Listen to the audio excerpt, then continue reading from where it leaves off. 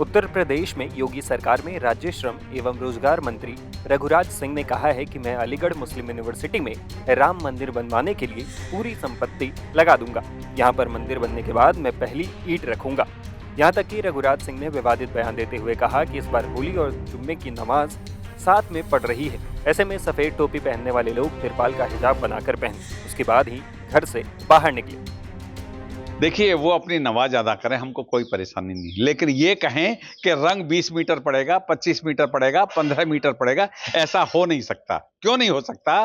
क्योंकि पिचकारी की कोई उसकी सीमा नहीं होती कि ये कोई वो तो सीमा है नहीं कि उससे बनाइए नाप के मीटर से कि इतनी से ज्यादा आप रंग नहीं फैला सकते। इसलिए रंगोत्सव है, हमारा भगवान का त्योहार है, होलिका दहन होता है, हमारे एक दूसरे भाई गले मिलते हैं जो हम लोग आपस में देते हैं।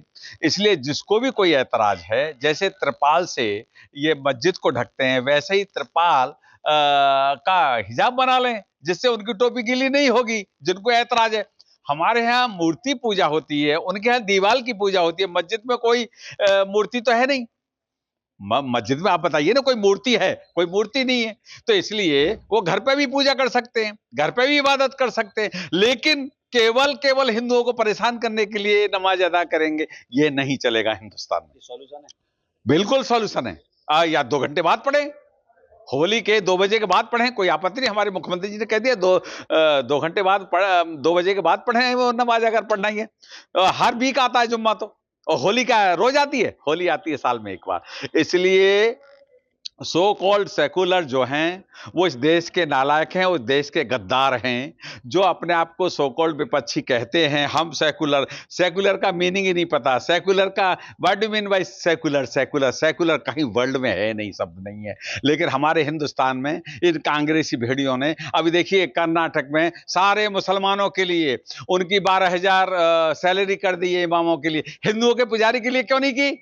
ये नालायक निकम्मे, ये आधे मुसलमान और आधे ये खच्चर के रूप में हैं कांग्रेसी। इसलिए मैं आपके माध्यम से कहना चाहता हूं, इन बेईमानों से अब निजात पानी है, ये जेल जाने वाली। एक बड़ी बात और आपने कही कि मंदिर बनवाने के लिए सारी प्रॉपर्टी, हाँ, मैं सारी प्रॉपर्टी दान कर, मैं अपनी जमीन ज्यादा सारी दान कर दूंगा अगर राम मंदिर का स्थापना हमारे इसमें मुस्लिम यूनिवर्सिटी में हो जाए। और मैं सबसे पहला व्यक्ति हूंगा अपना दान देके, चाहे मुझे झोंपड़ी डाल के रहना पड़े, और राम मंदिर बन जाए, क्योंकि राम हमारे आराध्य देव हैं। मस्जिद तो बन सकती है और मंदिर नहीं बन सकता, जबकि यूएई के लोग कहते हैं इस बात को कि हमारे भी पूर्वज राम थे। अबू धाबी मंदिर बन सकता है, लेकिन क्या है, मुस्लिम यूनिवर्सिटी मंदिर नहीं बन सकता। ये इनकी संकीर्ण मानसिकता इनकी है, और हमारा ही हमने ठेका नहीं ले रखा। ये सांप्रदायिक ये हैं। मैं आपसे पूछना चाहता हूं, मक्का मदीना में शिवलिंग है, हमको दर्शन क्यों नहीं करने दिया जाता? हमको भी दर्शन, इनके यहाँ तो बैन है, केवल मुसलमान जाएगा।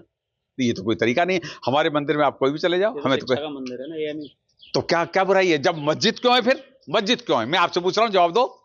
मस्जिद क्यों है? फिर मस्जिद है तो मंदिर भी होना चाहिए, गिरजाघर भी होना चाहिए। भाई बाकी पंथों का भी तो हो।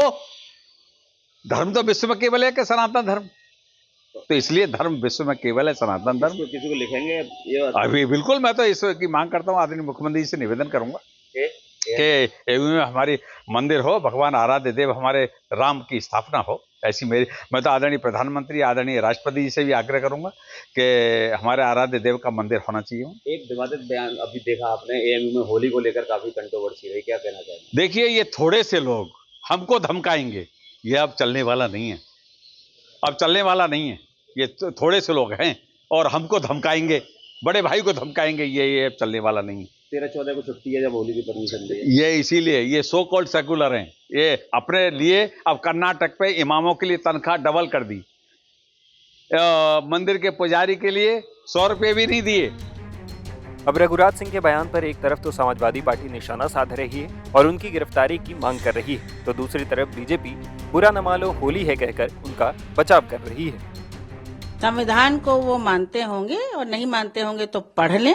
संविधान में हर व्यक्ति स्वतंत्र है अपने धर्म और अपने त्योहार को मनाने के लिए, और वर्षों से ऐसा चला आ रहा है। जो व्यक्ति का नाम लिया, कोई इनको जानता नहीं, गुमनामी के अंधेरों से निकलने के लिए इस तरह के बयान शायद भारतीय जनता पार्टी की सरकार में ऐसे बयानों को इनकरेज भी किया जाता है और एक तवज्जो भी दी जाती है। ऐसे व्यक्ति पर तुरंत मुकदमा दायर करना चाहिए कि ये अशांति फैला रहे हैं, समाज में लोगों को उकसा रहे हैं और भावनाओं को भड़का करके उसका दुष्प्रयोग कर रहे हैं। देखिए, आप सबको पता है कि होली हमारे यहाँ एक ऐसा पर्व है कि इसमें हम सब गले मिलते हैं और ये भी कहते हैं बुरा ना मानो होली है। तो उनके बयान को ऐसे ही लिया जाए कि बुरा ना मानो होली है। और होली में हम सब, हमारे यहाँ चाचर निकलती है गांव में, हमने देखा है जब चाचर गाते हुए लोग आके हमारे दरवाजे पर बैठकर किस किस तरह की बातें, अगर काशी में आप चले जाएं होली के दिन तो पता नहीं क्या क्या सुनने को मिलेगा। तो इसलिए बुरा ना मानो होली है और होली को सौहार्द और भाईचारे के साथ में हमेशा देश में मनाया गया है और हम इस साल भी हर्ष और उल्लास के साथ में, भाईचारे के साथ में मनाएंगे।